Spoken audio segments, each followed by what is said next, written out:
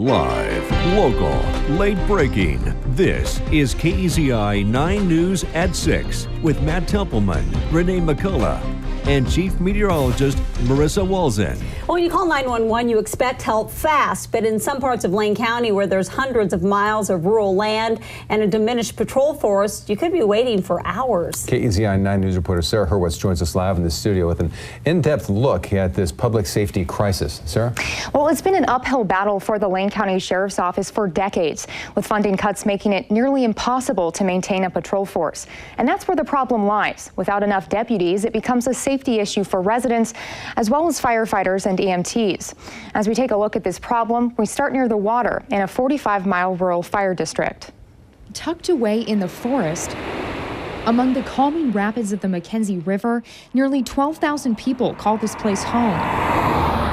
Miles away from Eugene and Springfield, some say they choose this lifestyle for those very reasons, but they recognize the risks of living so far out of town. We live out here to be away from things, but response time with police is a scary thing.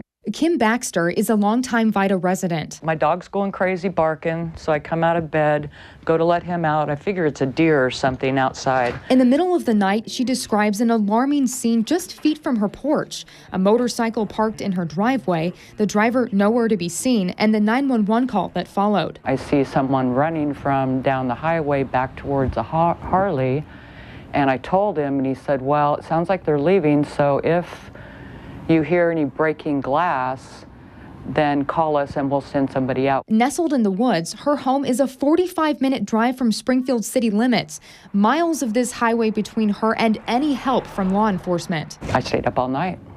I mean, I'm not going to go back to sleep and wait to hear some breaking glass.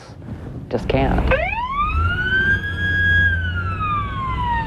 It takes a dire situation to hear the sirens on this stretch of the Mackenzie Highway and other rural areas of Lane County. But because of a lack of federal timber funding, it could be hours before help arrives.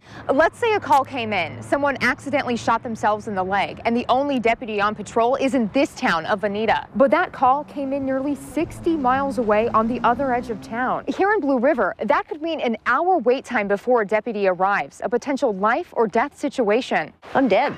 You know, at that point, you just have to figure it's fate. A reality Blue River residents and the Lane County Sheriff's Office have come to accept. What's sad is that we've adapted to this.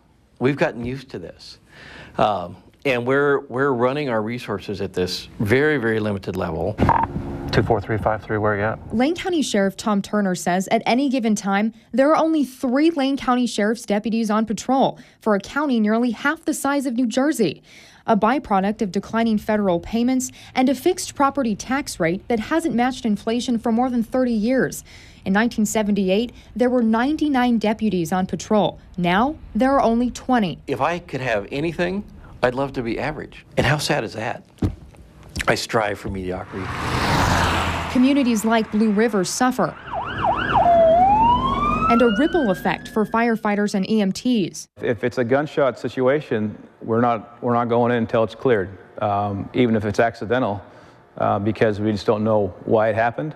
And if the injury is a life-threatening injury, then yeah, it could be life or death. Mackenzie Fire and Rescue Chief Darren Busich says if it's a dangerous situation, anything involving a weapon or someone who might be violent, firefighters and EMTs are instructed to stage, meaning they can't enter to provide aid until a Lane County Sheriff's deputy secures the scene. Our ambulance is Eugene Springfield, and if they're sitting and waiting, that's taking them out of their system that's always busy. So now they're down an ambulance while we sit and wait for law enforcement to clear the scene. Leaving the fire department tied up for hours if the nearest deputy is miles away. But for some rural fire departments, not without protection. We never know what we're going to go in. So depending on the type of situation we're going in, anytime we stage in the area to assist PD, we wear our vests just for safety. That's right. Some fire departments like Mohawk Valley are now wearing bulletproof vests. You know, that's not supposed to be. The fire departments are there to help, not to get shot at. And from what Lane Fire Authority Chief Terry Nye told me, they too own bulletproof vests, but he says they can't be used as a means of hiding from the lag in response times. Nye is the chair of the Governor's Fire Service Policy Council, a team made up of a number of fire chiefs and health officials from around the state, tasked with looking at the problem head on. Some portion of this report hopefully will wind up on Governor Kitzhaber's desk and provide him with a little more information to hopefully direct some long-term solutions to the problem. In the council's report, it details a number of incidents with delayed response times. One with a 70-minute wait in Lane County for a gunshot wound to the head. Proof something needs to be done to solve this public safety crisis in Lane County. I'm not sure I stop on that. We'll land it too. So the Lane County Sheriff's Office can put more deputies out patrolling these roads, closing the chapter for firefighters and EMTs who've waited too long to help those in need, and give a sense of peace for people like Kim Baxter. My only hope for that would be that them saying, okay, something is going on here, the police would get right on it. What I would like to see is somehow get some money, however they have to do that, and put somebody kind of within a distance that lives halfway between, say, Blue River and Springfield. And right now they're operating a 20 to 24-hour patrol, so there are some hours of the day that deputies are not on the roads. And Sheriff Turner says that there's a potential for another public safety levy to help pay for those patrols, but that's something that voters will have to decide. He says it's time to hear from the community on what they support and what they're looking for in patrol. Live in the studio, Sarah Hurwitz, KEZI 9 News.